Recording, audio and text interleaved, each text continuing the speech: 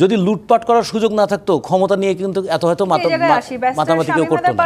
এখনো তো আমরা পুলিশকে গণতন্ত্রায়ন করাতে পারিনি, কারণ পুলিশকে সবাই ব্যবহার করতে চায়। সেই যে গণতন্ত্রের কথা বলছিলেন, কিন্তু আবার যারা আসলে এই ঘটনাগুলো ঘটিয়েছেন তারা তো সেই গণতন্ত্রের লেবাস পরেই এই পৈশাচিক হত্যাগুলো ঘটিয়েছেন।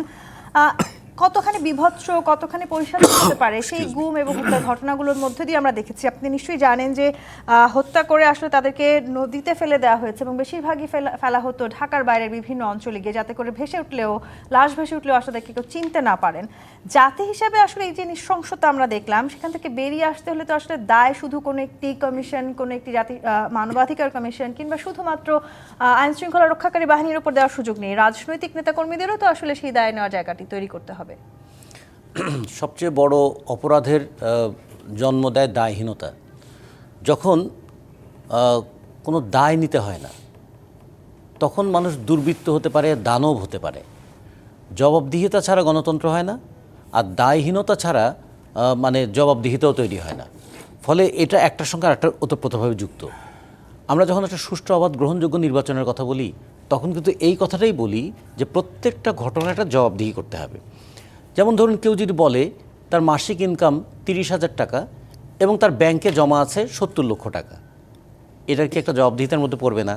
যে মাসে 30,000 টাকা রোজগার করে আপনি কেমন করে ব্যাংকে 70 লাখ টাকা জমা রাখতে পারেন? তো ফলে এগুলো যেমন অর্থনৈতিক ক্ষেত্রে জবাবদিহিতা আমরা চাই, রাজনৈতিক ক্ষেত্রে তেমনি একটা জবাবদিহিতা আমরা চাই।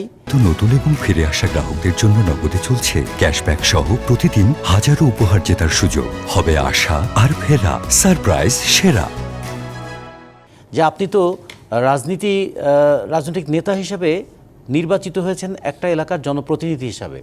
জনগণের কাছে আপনার কি প্রতিশ্রুতি ছিল এবং আপনি কি কাজ করেছেন? এখানে আপনার অর্থনৈতিক ক্ষেত্রে আপনার অংশগ্রহণ কী ছিল, ভূমিকা কী ছিল, আপনার নিজের সমৃদ্ধি কতটুকু বেড়েছে? 5 বছর পরে এর একটা হিসাব যদি থাকতো, তারপরে যদি থাকতো এরকম যে আপনি পুলিশ এবং প্রশাসনকে কতটুকু নিজের কাজে লাগান, কতটুকু পুলিশ এবং প্রশাসনকে স্বাধীনভাবে কাজ করতে দেন। 1861 সালে পুলিশ আইন হয়েছিল।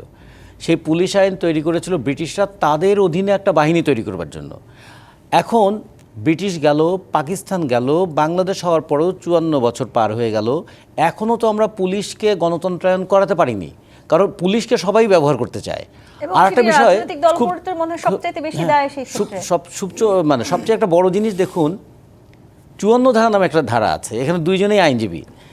এই 54 ধারার যে কত অপপ্রয়োগ হয় এবং এইটাকে এখন পর্যন্ত আমরা করতে পারলাম না, পাল্টাতে পারলাম না বা সংস্কারও করতে পারলাম না।